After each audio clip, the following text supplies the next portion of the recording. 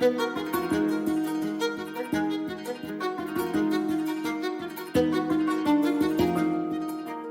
is Euroscopic, your weekly roundup of what happened, what's happening, and what might happen in and to Europe. In partnership with EU Observer, we bring you insights and reporting from their people on the ground across the European Union and beyond. I'm Wayne Bluecroft, a journalist who writes the Germany Substack newsletter called The Schland. And I'm Martin Gack, author of Inconclusive Thoughts, also at Substack. And we are both coming to you from Berlin, Germany. We are recording on Monday, March 4th. We'll be discussing new spy scandals regarding the Taurus cruise missiles, Germany in hot water again, new abortion law in France, Poland finally getting its EU money, and we have two great interviews coming up in this episode with the founder of the Volt Party and the retired U.S. Army General Ben Hodges. How are you, Bill? It's Monday and it's a busy day. I've been up since 5:30, already swatting around at stories, both facing on both sides of the Atlantic, shall we say. So it's definitely a busy day today, on many fronts, and many people pulling at my various strings to get my input on. It's we're no rest for the weary, as they say. Martin, I think you're pretty busy as well. Yeah, it's been already a very busy week, and it's been going on for about also 7 hours for me. I also started at 5 a.m. So any interesting stories from the last couple of days? Well, I'm glad we're both just really fit then, is what it sounds like. I actually made it out to be a little bit social this weekend, and when I was out on Friday night, it was one of the first times I've come across these new parking areas for the e-scooters, which has been a challenge for European cities everywhere, as local politicians, local city governments have been trying to figure out what to do with this rise in e-mobility detritus that's been kind of taking over cities, and governments have been approaching it with different policy measures. And in Berlin, these parking areas are somewhat new. And I realized the brilliance. I finally kind of dawned on me, the mess of the e-scooters everywhere that has caused so many complaints. It's basically forced city governments to find a solution for this problem. And the solution isn't, eliminating e-scooters or minimizing e-scooters. It's giving them more space. I don't think you really need a full conspiracy. I mean, I think it's very clear that obviously cities try to find solutions for things like e-scooters, and in Berlin, people use them. But I think it's fair to say that in Berlin, also people loathe them. I just cannot count the amount of times that I have seen scooters hanging from things like transformers on the street, like trees. I actually did come across a scooter that had been sort of, left to hang to dry, and sort of piled up to the side and thrown and kicked and so on. And I think that a lot of it has to do with parking. But a lot of it has to do with the fact that we have now motorized vehicles running at 20 kilometers an hour on sidewalks. So this is actually one of the fun things about Berlin. I mean, I understand that in Amsterdam with bikes is much, much worse. That there is a sort of remarkable sense of entitlement by the alternative transportation community, which sees basically pedestrians, their children as their dogs, as impediments. I mean, I think that what is very interesting about this is that there is a very big question about what urban mobility means, especially given the fact that, we have very, very rapidly shifting cities. And I think that most of the sugar-coated stories they told us about cool new contraptions to actually get from point A to point B inside the city did not quite pan out, because I think a lot of it was really just very unpopular. People just don't like to, share sidewalks with bicycles, let alone with scooters. In any case, I mean, I do personally loathe them, although I have to admit, I use them. I loathe them and don't use them, so at least I have, the self-righteousness. I have the self-righteousness of of being consistent in my views. No, I don't strive anymore for consistency. So if you've abandoned consistency, then it sounds like you are ready for European politics. So what's coming up next? There's a lot of stories, try as I might, we really wanted to stay away from Germany, but Germany will not stay away from us. There's, over the weekend, the spying scandal, yet another spying scandal broke of Russia peeking into the inner sanctum of the German military, leaking a phone call that does turn out to be legitimate between top brass in the German Air Force discussing Taurus cruise missiles, how they could be tactically used in Ukraine. Of course, Taurus cruise missiles still a no-go, according to German Chancellor Olaf Scholz, in sending them to Ukraine, much to the chagrin of the British and the French, who have sent their versions of the cruise missiles. So this is still roiling on as we're recording on Monday. The Brits especially are livid with the information that was leaked in this recording. And once again, it's just a lot of German stereotypes coming together. The inability to get their tech straight, their inability to get their defense establishment straight, their inability to kind of, meet the level of NATO expectations. There's just so many different threads here that kind of boil down into sort of typical German behavior that makes a lot of their partners and allies roll their eyes. So I don't want to get too much into it. We have so much more military stuff to talk about: Ukraine, NATO. There is also a big story this week over the weekend, early in the weekend, over Sardinia, in which the first female president of Sardinia in Italy is now a five-star movement woman, Alessandra Todè. And the reason why this is a very big story, that Alessandra Todè now essentially runs all of Sardinia, is because this has been, I think, is fair to call a serious slap to the face of the Italian far right, Meloni in particular and her allies, on what Italians like to call the center right. I'm not really sure where the center is in Italian politics, but certainly Meloni, Forza Italia, and the Lega have essentially seen themselves more or less collapse in Sardinia. So what this also means is that there are a lot of very hopeful socialists and essentially left-wing, say, fauna, for the lack of a better term, that political fauna, that is, that sees this shift in winds in Sardinia as sort of perhaps a harbinger of what's coming ahead, and sort of a slide back into more centrist politics, or perhaps even left-wing politics in Italy. And, keeping with this sort of good news for people on the left, very broadly speaking, when we talk about the left, there's also news about abortion rights and health access for women in France, which, Martin, I think you also can tell us a little bit about. Yes, so France is discussing and very likely going to pass an amendment to the Constitution guaranteeing the universality of the right to abortion. And this is, of course, done under the auspices of Macron, who is, I think at this point he really has very well established essentially right-wing credentials, all the way from securitization of France to anti-immigrant policy and whatnot. But obviously, one of the lovely things about identity politics, and I think we ought to agree that abortion rights in this form really come in the package of identity politics, is that it's a very easy and quick way to actually, take opportunities for grandstanding.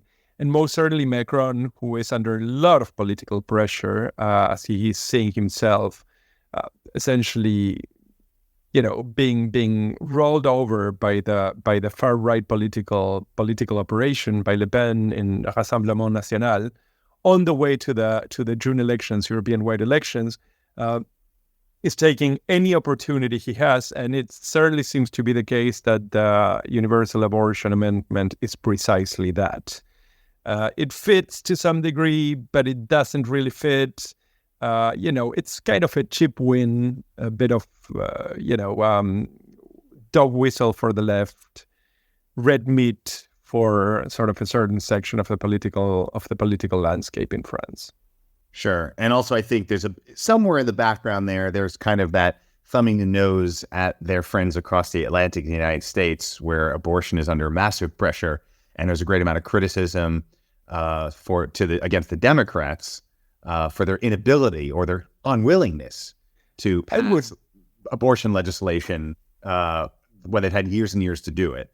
I would say that for the French in general, who assume that anything that happens in the U.S. is essentially the product of collective psychosis, the American political agenda is less important. What is quite clear is that there is a drift, which I think it's actually attached to American politics, to the right, and Macron has been very much in that wagon, and he's now trying to figure out ways to lure the left back into his tent. And I think that this is essentially what we're seeing. What else are you? Right.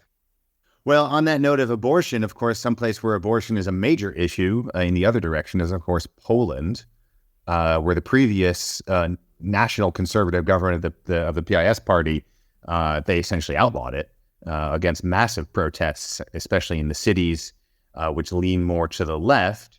Now, of course, they're gone. The center-rightish, I guess I call it grand coalition, not in the German sense, but a grand coalition in the sense of many, many parties being involved under the auspices of Donald Tusk, is walking back a lot of those policies that they've taken over from, and that has made for a much friendlier relationship with the European Union. Donald Tusk, of course, a great friend of the European Union, and a former high official of the European Union, and that's allowing Poland to again get access to European Union funds. Up to 137 billion euros has been withheld from Poland due to rule of law violations or concerns that the European Union had. We've seen this with Hungary as well.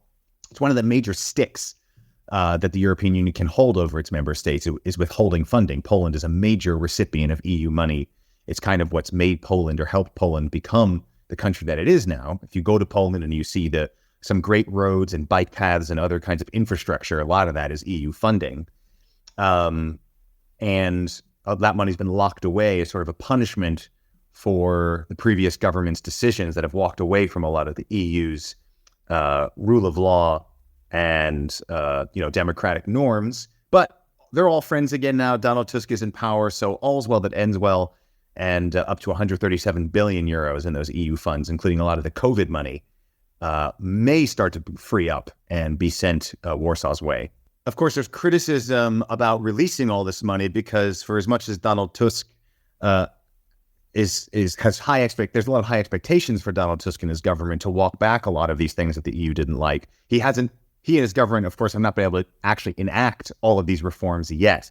So there's some pushback saying, wait, let's not give all this money. Let's make sure Poland makes good on these promises and can actually push through these reforms before giving away all the money, the only real stick that the EU has to hold over Poland. So the last big story, which came out this weekend, and probably will die down by the end of the week. Nobody will remember this, but as a matter of fact, the Party of European Socialists, the Big Ten for all socialist and center-left political formations across Europe, has now put into position, has anointed a new transitional leader. This is Nicola Schmidt from Luxembourg, who also happens to be the Commissioner for Jobs and Social Rights. For full disclosure, I should say that I applied to that office as a speechwriter, but they just didn't offer enough money. So that went nowhere. But in any case, he's now in a position to define quite a few things, but most importantly, it's a platform for the socialists in view of the June election. And it has been said that the content of that document, which is already circulating in Brussels, has essentially a declaration of open war against the European far right. Talking about European politics, Will, would you like to tell our listeners what we have coming up? Yeah, our first interview for this week is going to be with Damien Boselager. He is a co-founder of the Volt Party. They align with the Greens in the European Parliament. They are a pan-European party, relatively new. They kind of are an outgrowth or a response to Brexit to try to kind of have a counter message and to make the argument that we are stronger together as the European Union. That's kind of their bread and butter. Nonetheless, Damien is the only Volt representative in the European Parliament of 705 parliamentarians. And we have him now on Euroscopic to talk about his position and his party coming up in the European elections.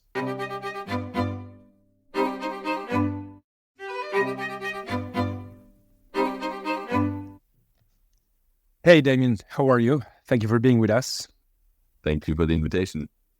So you're about to go into campaigning mode, I suppose. Yeah, we're already in it. It starts already. And how is it coming along? At the moment, I have to say it's a bit, it's a lot because I still have this work here in the European Parliament that is also wrapping up. So there's a lot of stuff that we're trying to get through the last plenaries, and to do basically campaigning on the same, like at the same time means you have 2 jobs. But it's fine. I mean, soon parliamentary work will also come to a close, and then I can really focus on it. And I do like campaigning a lot because you get to actually tell people what you have been working on. You get to tell them why you think it's important that, Bolt gets elected and so on. So I do like it. It's a more, natural kind of way to talk to people about what's going on. And people are actually interested. So that's not always the case. It makes me happy to campaign. So we'll get back to that in a minute. But first, I wanted a more perhaps general question I wanted to ask you. So what would you say is the problem to which Bolt is a solution, and what kind of solution do you think it is? I think we have the issue that we have too many national interests blocking basically the EU, the common European interests, and that is what Bolt is trying to solve, to make it a bit more tangible. The European commissioners, 27, are all put forward by national governments. The European Parliament is full of national parties. There's no European parties really in the national parliament. And then you have the third institution, the Council, which is again a national interest representation. And the EU is a bit a mix between a parliamentary system and, let's say, a more medieval kind of system where you have 27 heads of state and government basically sit together in a castle in the old times and barter out deals, with the stingy Rutte, the evil Orban, and the silent Scholz, where they're trying to basically come to agreements. So I think overall, to make it very simple, Bolt just wants the same system that we have on the local, regional, and national level, a parliamentary democracy where you vote for political ideologies, to also be happening on the European level, so that people have the feeling that they can influence where Europe is headed. Like, it's not just I like Europe or I don't like Europe. It's I want a different Europe. I want a more social democratic Europe, a more conservative Europe, a more bold Europe, green Europe, whatever it is that you would like. So at a time in which quite clearly there's been a collapse in confidence on the European institutions, and I would say in the EU in general, what kind of reaction are you getting in terms of really sort of voters being concerned and participating in something that seems as distant as Brussels is from most voters? So I always ask 2 questions. And the first one is, do you think there's anything that we need to figure out together on the European level? And the answer very often is yes. Now more and more it's defense. I think we need to defend ourselves together. And sometimes it's trade, we need to do trade agreements with the outside world. Sometimes it's like, we need the interior market so that we can scale our businesses from, one country to the next and so on. So almost anybody finds something in that space of yes, And then the question is, okay, how do you think we should decide that? And, if I'm now, nicely interpreting what populist nationalists are saying, they're basically saying, like, look, the right way to do that would be to just have 27 or 28 or whatever, how many national governments, and they should figure it out, basically. And that's what I call the medieval way, like they should meet every once in a year and like figure out what should be happening.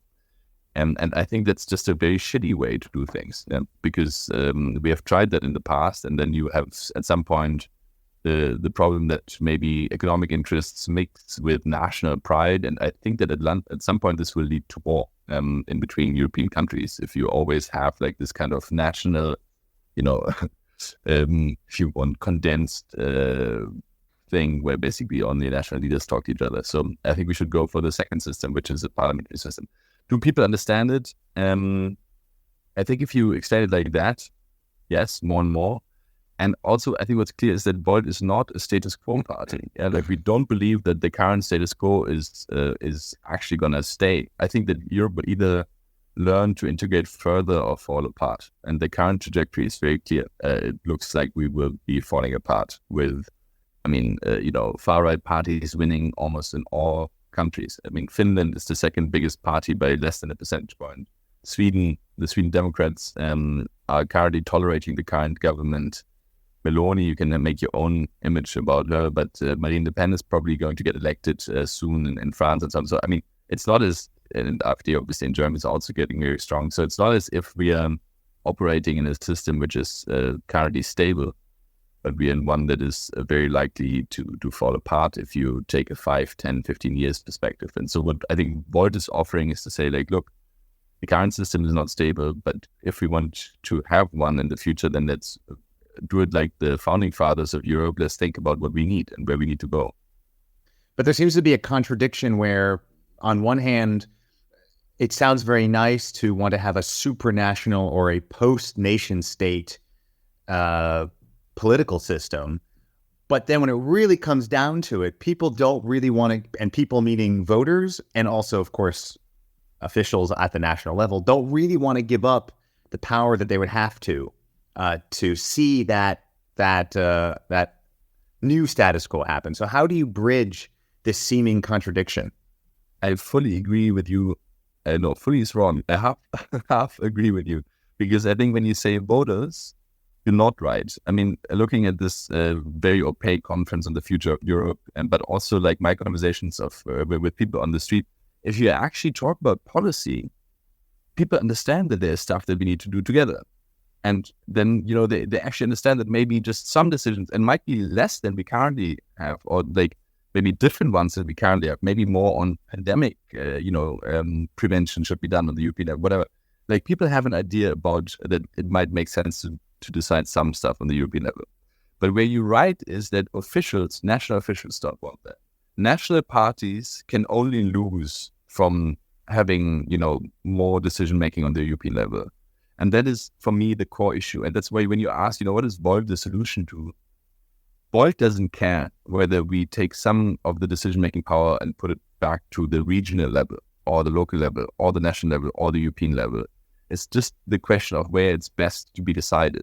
We don't care because we are operating on all these levels. So it's not as if we would lose some power because something is decided on the European level. And so I think what's clear is what we don't want is a super state. What we want is maybe even less competences on the European level, but for those competences to be decided very simply with the parliamentary system, so that we as citizens have the feeling that we can change history, that we can have an influence. When we go to vote now, that we would know if conservative politics gain power, it means more money for families, less migrants, stronger sanctions against Russia. Yeah? And if the Social Democrats get in power, maybe less sanctions against Russia, better social standards, and I don't know, whatever it is that they ask for.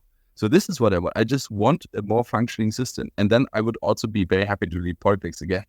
Like for me, Volt is really a disruptor trying to somehow make sure that this whole system doesn't fall apart, but that it improves. And I think it's very necessary. So you're like the startup of European politics.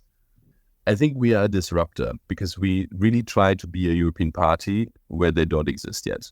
And so this is the disruption. And I hope that, for us, it was clear we can't just run for European elections because the actual decision about whether we will have a functioning Europe lies in the capitals. So we need to go into every member state of the EU and steal votes from all these parties that say they are pro-European, but they don't really have a vision of where this is going.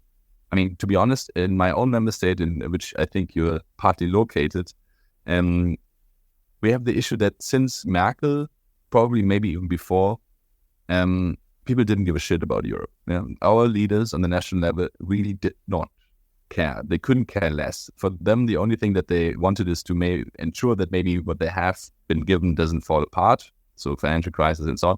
And that's worth something. I'm not saying that's not worth anything.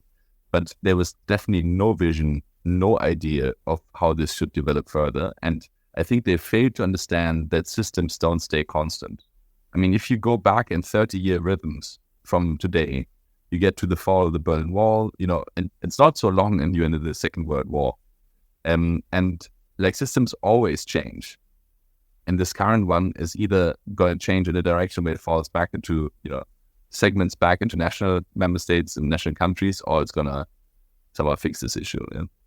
Right. Let me roll two questions into one. I mean, I hear you disconnect in what you're saying. On the one hand, you say that voters understand the need for the EU and things that we need to do together. On the other hand, you say people aren't voting for it. I'm wondering, I mean, if you have figured out some way to reconcile this, and what is that you're hearing from people when you're out on the road? I mean, obviously, people must recognize some of the needs, but I mean, I think it's a well-established pattern, the fact that people are retreating from Europe, right? I think it's a self-made problem. Yeah? And that's what I was trying to say with officials. Like if I listen to the German national news in the morning on radio, and I have negotiated a law the day before, who do I hear speaking about this law that I was in the room to negotiate? It is the national German guy responsible for the Europe Affairs Committee, who has nothing to do with the law. He's basically just the commentator like anybody else. But they don't ask EU politicians to comment on the laws that have been decided at the European level. The German government doesn't actually tell you that the core of their migration reform lasted, I think a year or 2 years ago, entailed the Blue Card Directive reform, which they had to reform because of what we decided here on the European level. But it was sold as a national success of allowing IT personnel to come in without a bachelor's or master's degree. So I'm just saying that because of the fact that everyone is voted for nationally, all parties have only national constituents to cater to, they hide successes on the European level and sell them as their own. And when something is being annoying to them, they say it's Europe's fault. I mean, just to give you one very classic example, in 2019, I went to Moria, like this refugee camp on the island of Lesbos, which then also later burned down. But there were, I think, 30,000 people when I was there, in a camp for 2,000 people. And I wrote an article which The Guardian published. I was very proud about that. And then I talked about the humanitarian catastrophe and so on. And then The Guardian titled Humanitarian Crisis on European Soil, Brussels Looks the Other Way. And I was like, actually, that's not correct, because the Commission proposed new migration laws at that time already, asylum laws already. The European Parliament had adopted most of its positions on the European Asylum Pact already, CAS as it was called back then.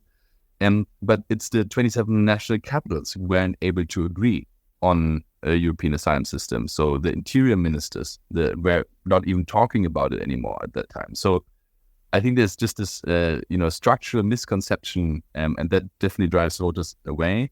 But still, even with, far-right voters reaching up to 30%, you still have 70% that would be willing to potentially consider a better Europe. So I'm just also wondering a bit whether these national politicians are hiding behind 30% of the population when 70% would be willing to maybe go a next step.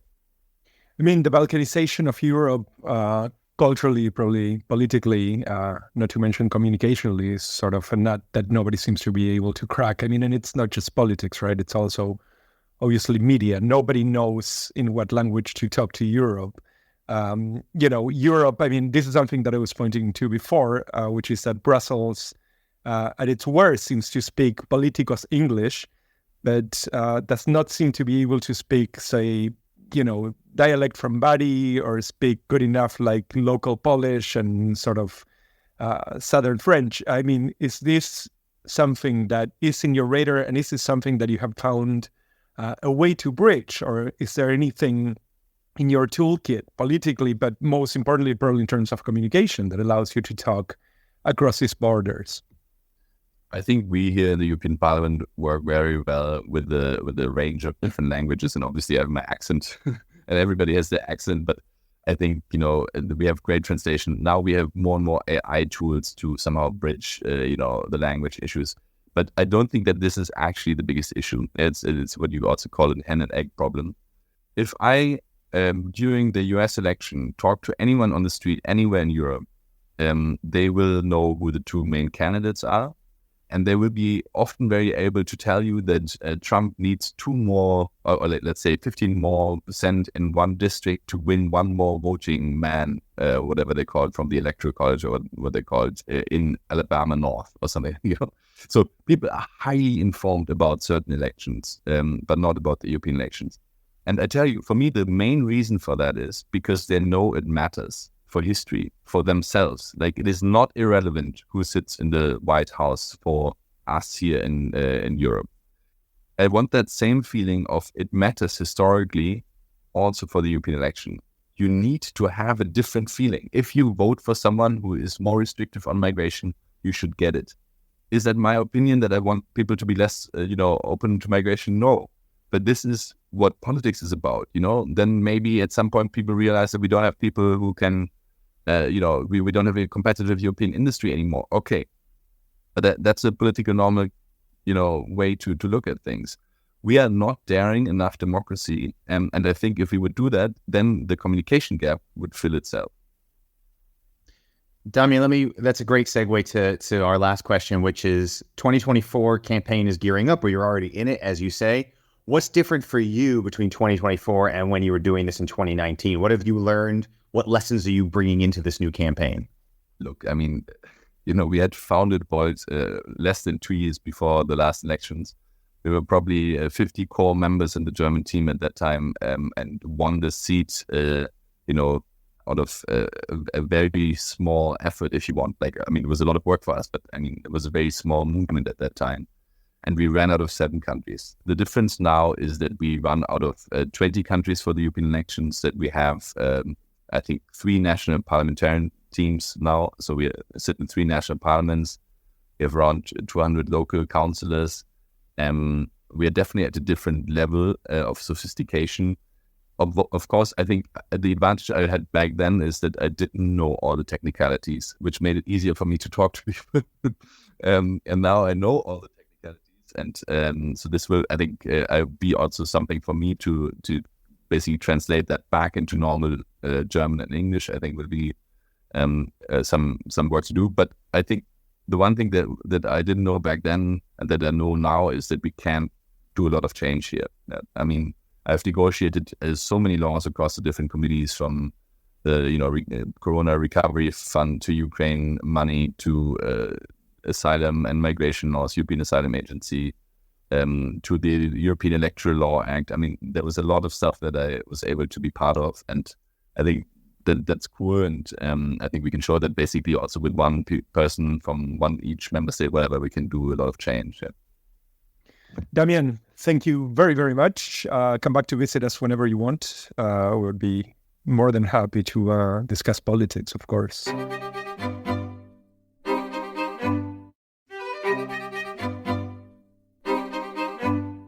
So, Will, when we talked last week, or when we were talking to you in Bremer, actually 2 weeks ago, you asked me if you were surprised by all this sort of nuclear saber rattling.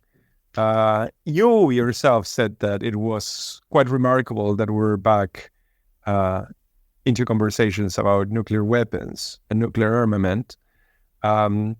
We seem to be getting much, much deeper into that discussion, aren't we? Yeah, Ian kind of dismissed it, and I understand why he was so dismissive of it, that it's kind of a dog and pony show, right? It's like, look over here, our fancy nuclear weapons, but actually there's more boring but possibly more consequential matters of defense going on elsewhere. We talked about defense commissioner and so forth, and the EU kind of getting their act together on a uniform defense and security policy. Nonetheless, the nuclear weapons question is not off the table, unfortunately. Since nuclear weapons, I don't know about you, Martin, they kind of scare the hell out of me. And we seem to be closer than ever to the possibility of a nuclear exchange in some kind. A lot of it is bluster, a lot of it is threats. And that's part of nuclear deterrence, right? Both sides, in this case, the US and Russia, but it's, of course, more than both sides. There's many nuclear actors now. People I've talked to, it's about transparency, ambiguity, right? They want to be transparent, say, look at what we have, don't mess with us, but also you don't want to be too clear about the circumstances under which you would use your nuclear weapons. And that's kind of what we have right now, with Macron already talking about this idea of putting at some point in some way NATO troops into Ukraine. That was immediately smacked down by Russian officials who said that would mean war, which of course means nuclear war. And we are learning more and more about Russian nuclear deterrence and nuclear strategy. And in fact, maybe they would be more willing to use certain kinds of nuclear weapons under certain circumstances than we first thought. Martin, I think you know a little bit more about that. Well, there was an article, there was a document leaked mid last week. The FT did the publication, and it showed essentially that the Russians have a much lower threshold for the deployment of tactical nuclear weapons than was originally thought. Now, the claim at face value seems ambiguous enough to be taken to a couple of grains of salt, because it's not really very clear what to begin with was the threshold that, not Russia possibly as a policy position, but what actually the Kremlin under Putin would actually take it to be, sufficient to actually deploy tactical weapons of that kind. And something that I kept hearing, in defense conversations about 2 years ago when the war got started and when there were the first conversations about nuclear weapons, was that, a lot of people were thinking Hiroshima or were thinking about Nagasaki. But as a matter of fact, all that Russia would need to do in order to really trigger a much more serious escalation with NATO and with the West is really just a use of a very small tactical weapon. They could go for something that merely destroys something of the size of a football stadium. And that would be sufficient to force the West in some way or another to respond. I'm finding the question of, I have to say, nuclear escalation, not the deployment itself, of much more concern, because the fact is that it's not really just about the madness of a moment, which I want to think that we are better, insulated from really a sudden bout of madness. But I think that the problem is that when you have this kind of expressions, what we all of a sudden begin to see is policy agencies, bureaucracies, budgets, and political actors lining up to actually, swear allegiance to the great nuke. And sort of the snowballing effect of that could be that sooner or later, and possibly sooner than later, we find ourselves in a nuclear arms race. And that is something that I would assume nobody really wants to see. Well, I don't know. We already are in a nuclear arms race because, modernization and upgrades to the nuclear weapon, the nuclear forces in both Russia and the United States and China are well underway. There's a massive, I think it's something like over many, many years, it's something like a $1.4 trillion update that the United States is putting into their nuclear forces that they claim is keeping up with the Russian forces. So it's sort of that tit for tat. Well, we wouldn't do it if you don't do it, but we're only doing it because you're doing it. And then the other side says the same thing. In any case, to talk more about this, about nuclears, about defense, about European defense architecture, we have Ben Hodges. That's right ahead.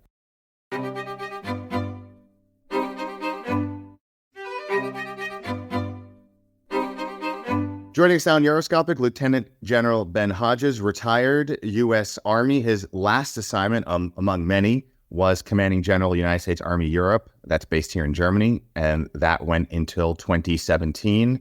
Ben Hodges, welcome to Euroscopic. Thanks, privilege, Rich. So, good morning. The first thing I wanted to ask you about is all of a sudden we're in the middle of a lot of talk about nuclear weapons. Again, it just seems to be coming from every side. Of course, there is a Russian threat, and there's been quite a bit of talk about the possibility of the use of tactical nuclear weapons in the Ukraine war front.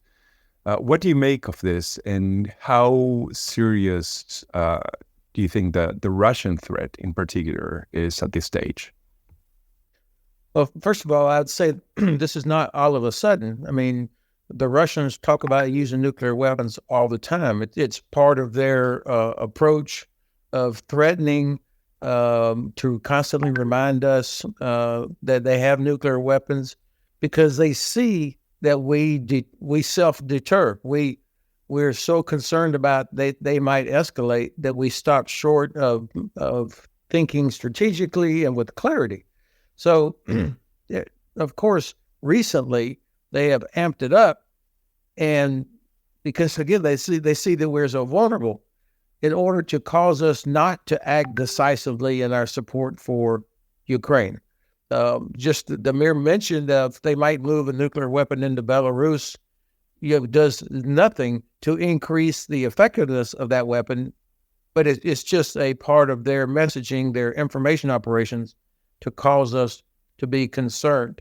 Every exercise they do typically ends with a nuclear strike against a Western city. I mean, that was the way it was before the large-scale invasion 2 years ago. So, yes, maybe the level of it is relatively new, but the fact that they threaten to use nuclear weapons is not new. What do you make of?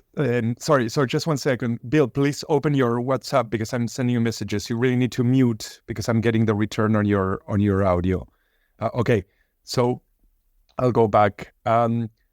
So there was a leak which came out sort of mid last week, and the FT put out, which essentially says that the Russian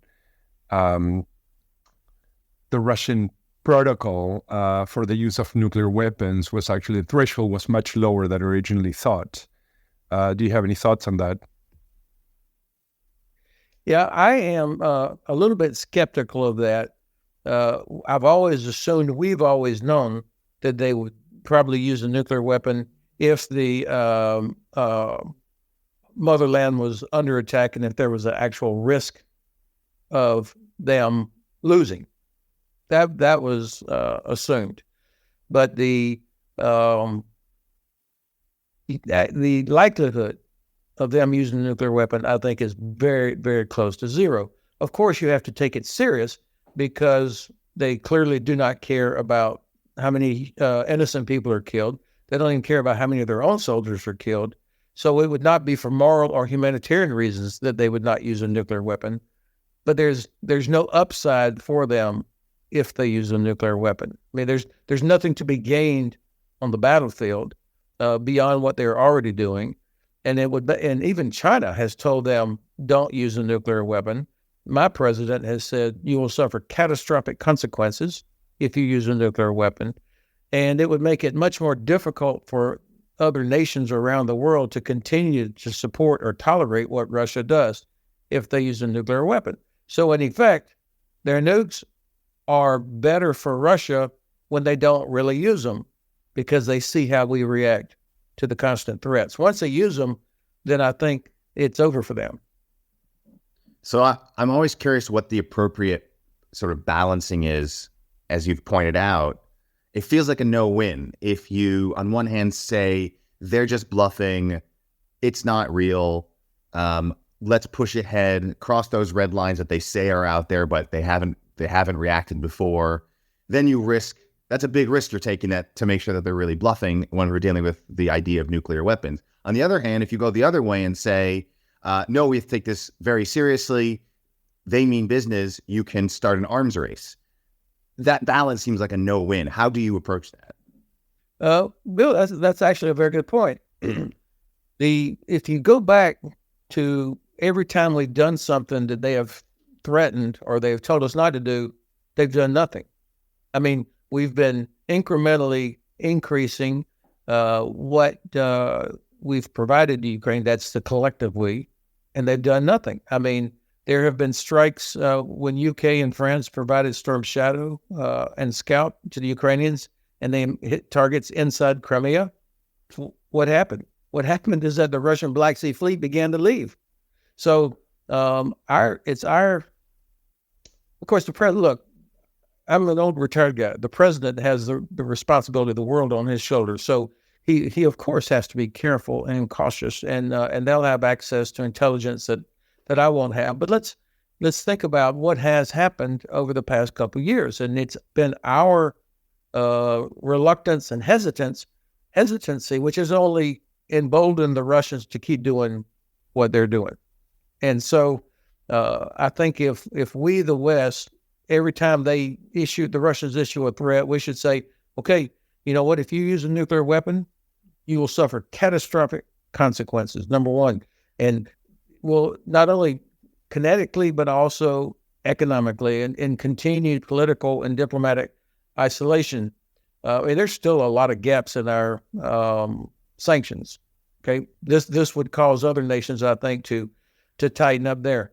Secondly, we have to double down and say what is our strategic objective, and this has actually been, I think, the biggest problem so far is that the United States has not declared we want Russia to be defeated. We want Ukraine to actually win this war, to push Russia back to the 1991 borders, because it's in our strategic interest that Russia is defeated, that Ukraine wins. It's in the interest of the West that Ukraine wins. Make this a clear strategic objective and a priority, just the way that Churchill and Roosevelt did back in 1942, when they had zero reason for optimism.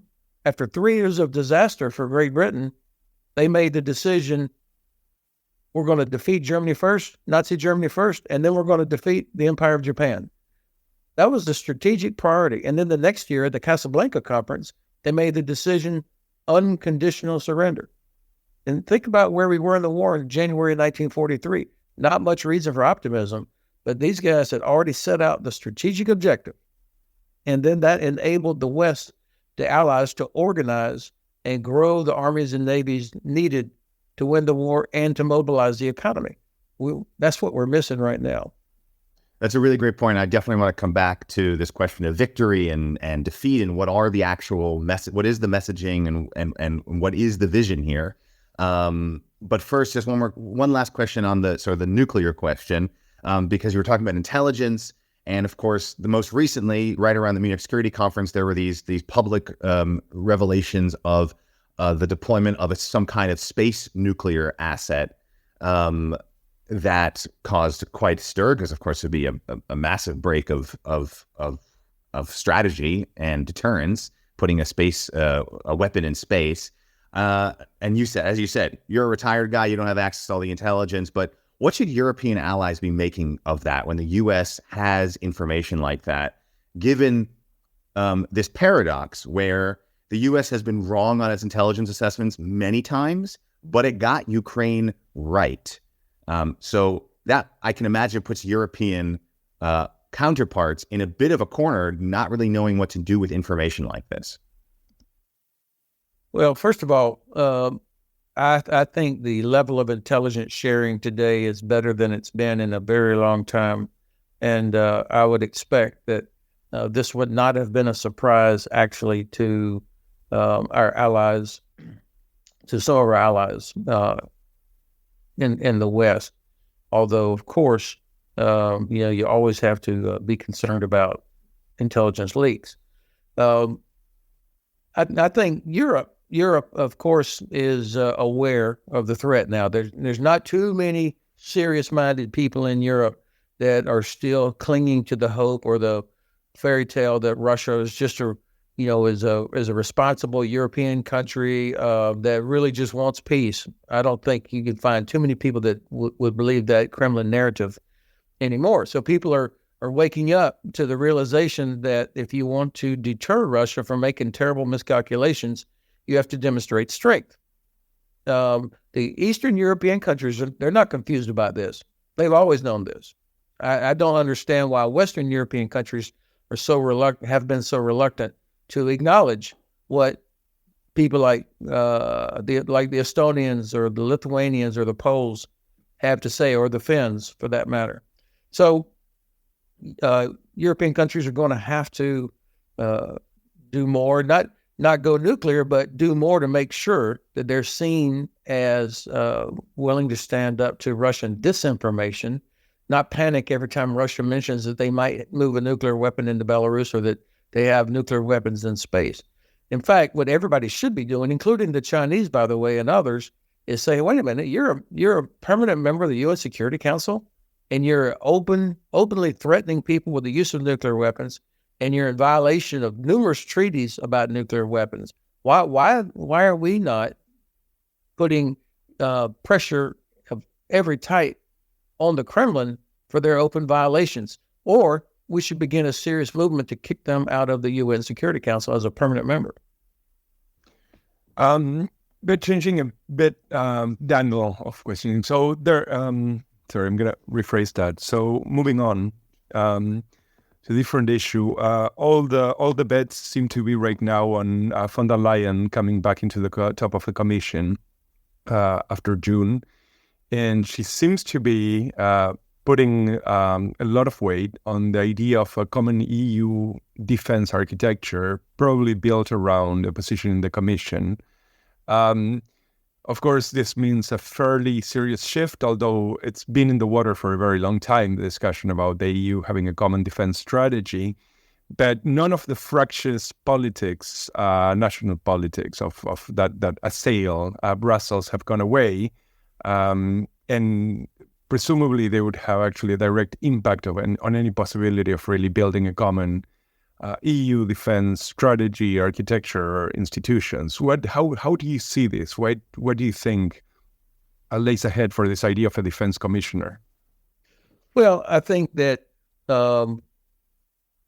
three things. First of all, former President Trump did so much damage to the trust that Europeans have in the United States that I could understand why people would start thinking seriously about life without a strong, consistent, reliable U.S. presence or support.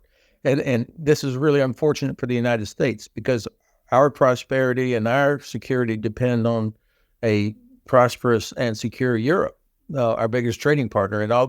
And most of our best and most reliable allies come from Europe. So the fact that the former president, who possibly, hopefully not, but possibly could come back as president again, is damaged that relationship.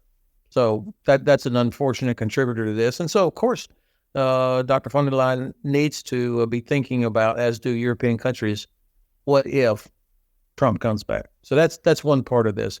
The second part of this, though, I would never support or endorse anything that undermines NATO. I mean, NATO is the best and most reliable and successful alliance in the history of the world.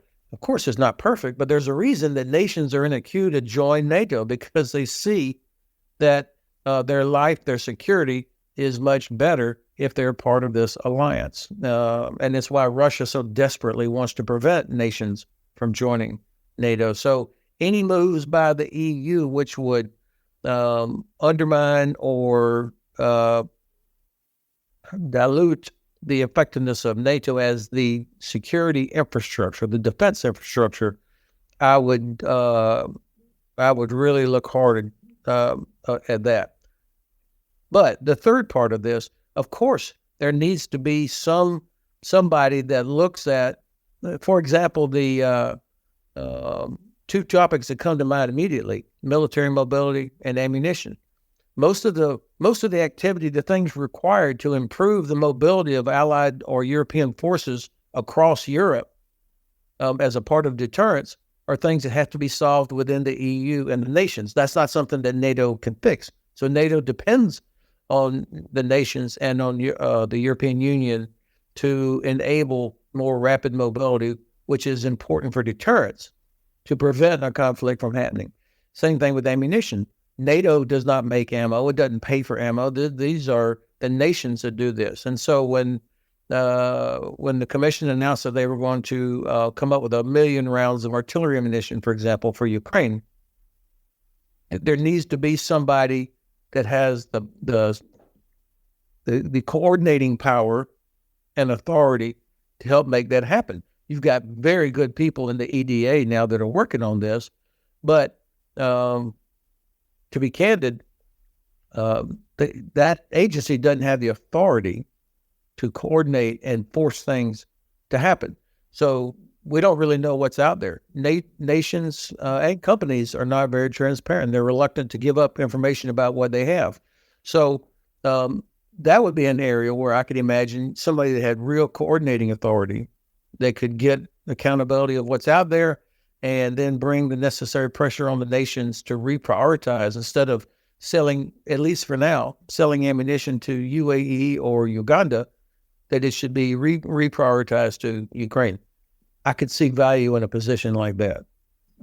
And that seems to be where we're heading. There, the European Commission looks set to announce new initiatives, if not common defense, at least common defense procurement, common defense funding of equipment, of exactly as you pointed out, ammunition, weapons, these kinds of things. Nonetheless, as you've also pointed out, member states, it's a very fractious world, the European Union. Where do you see this going? Do you really think the EU at a European level can really make this happen in a sort of a joint way? Well, of course they can, and having a clearly identified threat, helps focus attention and efforts among nations. Look, the nature of coalitions, of multinational organizations and alliances is that every nation always brings their own priorities and agenda. I mean, this is normal. This is completely normal, and so you're going to have debate. Having an agreed upon threat, being realistic about the threat, will help folks. That I've heard so many different senior people from different European countries complain that the U.S. has only one tank, one infantry fighting vehicle, one this, and this. And Europe has a dozen tanks and 20 different kinds of vehicles, and that jacks up the price of procurement when you've got so many different types, and it makes it much more difficult from a logistical standpoint to do maintenance, for example, or to conduct operations when you've got so many different types of systems. So at the end of the day, the union is going to have to figure out, how do you get things to a manageable level of sustainment and procurement while still respecting and protecting the interests that the nations have because of defense industry inside their own country. This is all absolutely doable, but it will require real political will. And we do have a new member of the Euroscopic team just joining us. I don't know if there's any additional questions on that side, or if I should continue. Go ahead. Very sorry about that, but no, nothing about how it is. It's a wonderful way to start the morning. So let's end. You mentioned having that threat to sort of focus minds, and you mentioned earlier about this need for a strategic vision, a strategic objective to clearly state what the West wants in this war, but of defense against Russia. What does victory look like? Because I feel like there's still a lot of support for Ukraine. There's still a lot of talk about we need to support Ukraine till the end. But there's not for me at least, I'm not hearing a lot of understanding of what that really looks like. And at the same time, things do look pretty dire in Ukraine, not only in terms of the war, but in terms of what it's doing to the very society and the very democratic fabric that this war is designed to protect and defend against, or defend. So President Zelensky has made it very clear, what victory looks like, and that's sovereignty of Ukraine, which means 1991 borders, Russia out of Ukraine, out of Donbass, out of Crimea, back to the borders that Russia had recognized on several different occasions before 2014 when the war started. So that's the main factor of what victory looks like. And most nations have talked about in terms, although not always specifically enough, about sovereignty. Respect for the UN Charter, which talks about sovereignty of nations. So victory is Russia ejected back to the 1991 borders. Now, a couple of things that would come along with that, of course, there's going to have to be accountability for Russian war crimes, the 20,000 plus children that have been kidnapped and dispersed around Russia, the thousands, as reported by the ICC in The Hague, International Criminal Court, of murders and deaths of innocent civilians in Ukraine, the targeting civilian infrastructure. So that accountability follows victory. And there also is going to have to be some sort of a security arrangement for Ukraine after this is over. I certainly believe Ukraine should already be in NATO. I think what would be good in July at the NATO summit, if there was an invitation, an open-ended invitation for Ukraine to join the alliance, without a caveat that says once the fighting is stopped, because then Russia, of course, will never stop launching missiles, for example. But there's a way to do this, I think, diplomatically that is more than just what somebody saying, one day Ukraine, you'll be a member. Now, the reason this is important, we know from history, that anybody that's listening to your program that's in business, for example, or in politics, if you don't have a clearly defined objective, you can't get, you muddle around. You can't develop effective policy. You can't develop effective strategy. This is day one of any staff officer course, is what is the desired end state? What is the objective? And we have not done a good job, and certainly not in the United States or in Germany, to clearly define our strategic objective. And that's why we are still 2 years into the large-scale invasion. Germany has not delivered Taurus. The U.S. is balking at providing the 300-kilometer range ATACMS. F-16s are still not in theater. I mean, we have wasted so much time, and the Russians can see this. If you declare this is the objective, then you've got something you can aim for. And if the United States and Germany both were committed to Ukraine actually winning this war, then you wouldn't have these nonsense discussions. We'd be moving forward with providing what's needed. The Chinese are watching. You can be sure of that.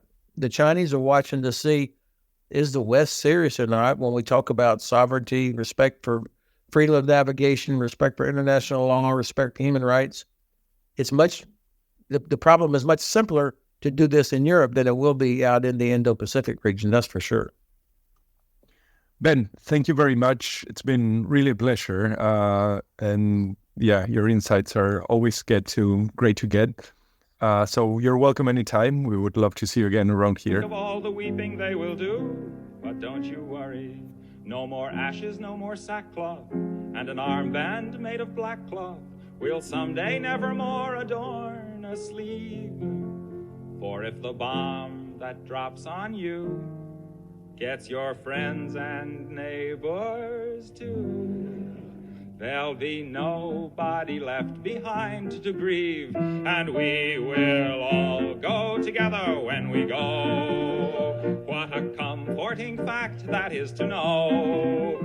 Universal bereavement. So that was our interview with Ben Hodges, retired U.S. Army general. He was the commander of U.S. Army Forces Europe, so he knows a thing or two about European security defense, and we thank him for sharing his insights with us on Euroscopic. And that brings us to sort of a big story looking ahead, which is these questions about what is the future of European defense, questions of will there be a EU-level defense commissioner? Is that going to bring together some kind of uniform EU defense policy to make the European Union, after so many years of talking about it, not just a common market and a common currency, but really also a common security entity?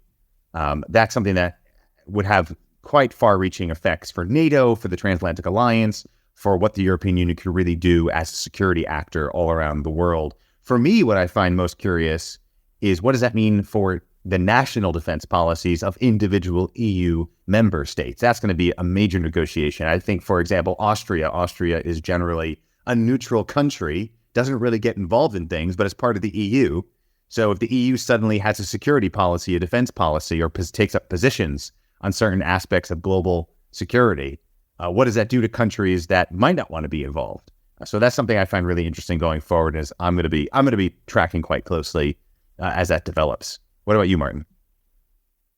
Well, one of the two big ones for this Thursday is actually the amnesty for Catalonian independentists, which is actually moving to the Spanish Congress. And it has been incredibly divisive. It has been incredibly important for the government because, essentially there was the only way in which they could actually keep the position in Madrid, keep governing, was with the acquiescence and help of independentists. And what the independentists demanded was basically amnesty for all these people, Puigdemont including, who is now in exile in Belgium, so that they can go back to civic life and go back to Spain, be set out of jail, etc. This has produced a lot of tension in Spain, political but also social, a lot of marches and a lot of demonstrations. So that is one of it. The other one is what kind of tales will the American far-right fest will have in Europe. And one of the reasons for this is that Orban, last week a week and a half ago, was hanging out in Maryland, talking about the European far-right to Trumpians of different,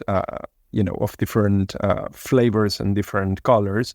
And one of the things he said, which was really quite interesting, was that,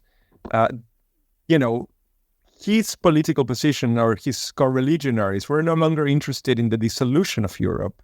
They were interested in the capture of Europe. And I think that this reinforces something that you and I have discussed several times, which is the sense that the far right has really shifted its position, Meloni included.